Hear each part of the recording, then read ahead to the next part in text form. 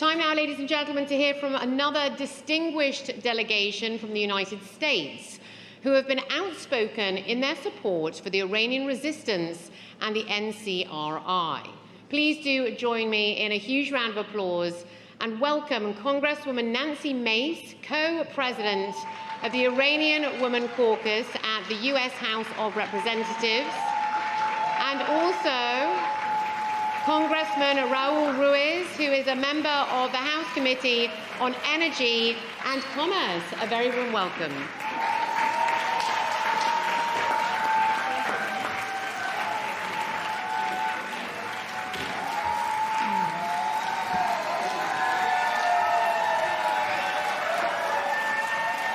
Thank you.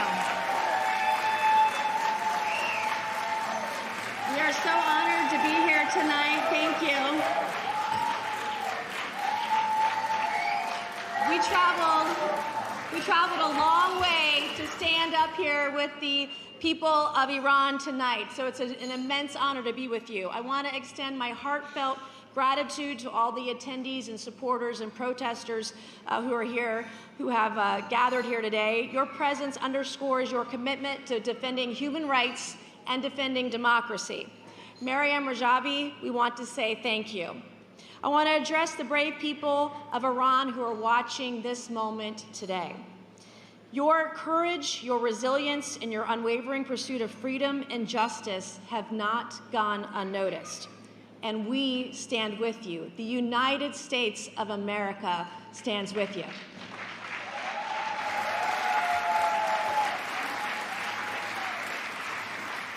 It is up to us, the leaders of the free world, to support a democratic, secular, and non-nuclear Republic of Iran.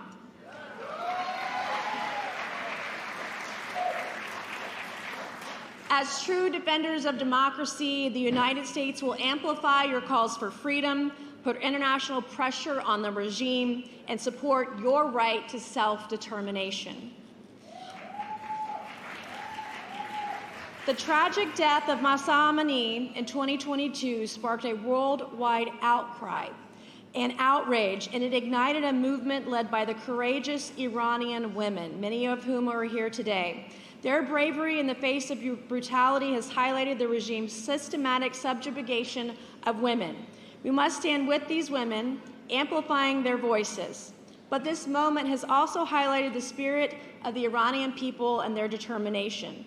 To the women of Ashraf 3, your fight is a testament to the enduring spirit of Iranian women who have led the charge for justice and equality in Iran and around the world.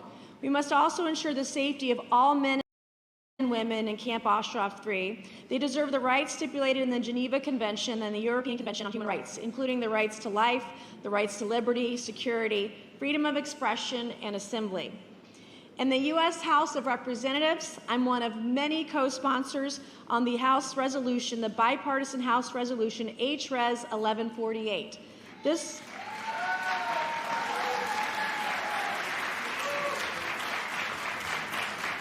resolution, which has majority support, backs the 10-point plan for the future of Iran authored by Maryam Rajavi.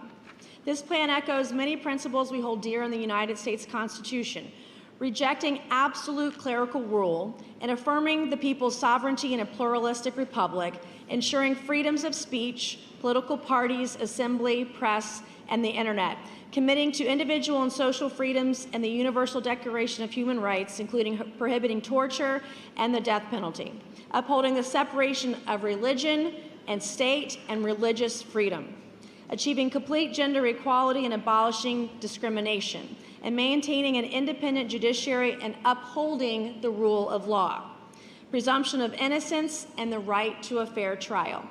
As a representative of the state of South Carolina, my home state, I'm proud to also mention that our State House unanimously passed House Resolution 4422, expressing the unequivocal support for the people of Iran who are in the pursuit of fundamental rights and freedoms.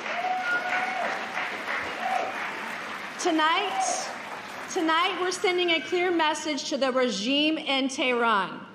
The free world stands firmly with those who fight for liberty, for those who fight for justice, and those who fight for human dignity. Let us not be the generation that watched from the sidelines as brave men and women were crushed under the weight of tyranny. Let us be the generation that stood up, the generation that spoke out, and the generation that made a difference. Thank you.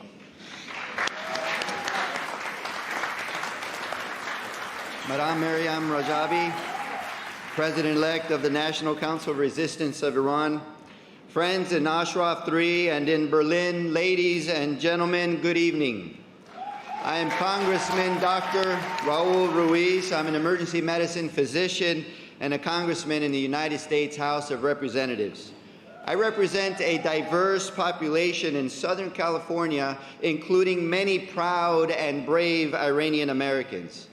I am here to stand in solidarity with you, the Iranian diaspora, who have never given up hope for a free and democratic Iran.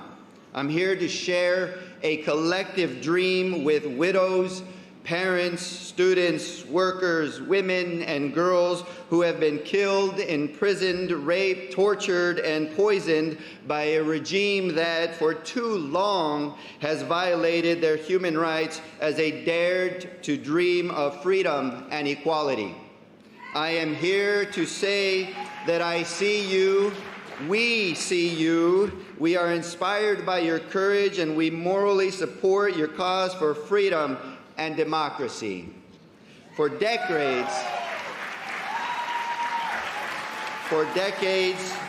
Iranians have been battling with their government to become a democracy and to respect basic human rights.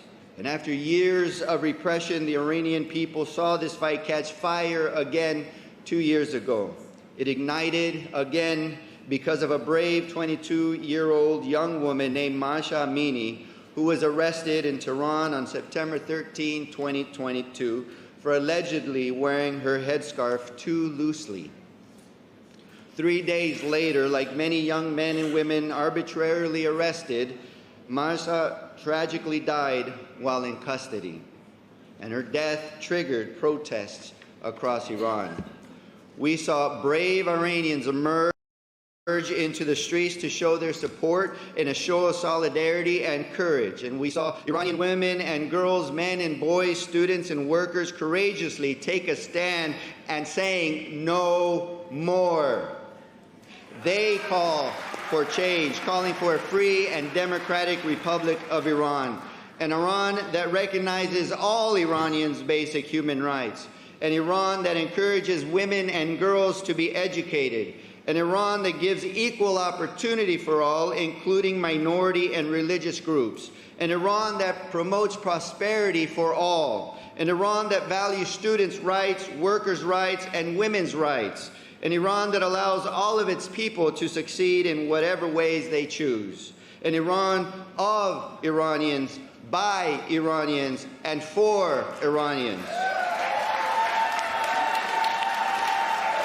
And today we stand here and applaud your efforts to demand that future Iran, a democratic, free republic of Iran, a democracy that empowers Iranians to vote and elect their own leaders in real elections, not the kind of sham election or a selection that happened yesterday in Iran, and a democracy that will respect human rights, minority rights, women's rights, where everyone's dignity and rights are respected under the law. And as all of you know, there are over 900 women and men in Ashraf 3 in Albania, former political prisoners, victims of crimes while in prison by the Iranian regime, and many witnessed the 1988 massacre and other political killings in Iran, including the crimes committed by Ibrahim Raisi. And that is why, as member of Congress, I am proud supporter, as well as Congresswoman Nancy Mace, a Republican, and I'm a Democrat, House Resolution 1148, which expresses support for the Iranian people's desire for a democratic and non-nuclear Republic of Iran and condemns the violations of human rights. You see, this resolution recognizes the 4 decades that Iranians have fought for democracy, led by women who have endured the massacre of 1988, torture, sexual and gender-based violence, and death.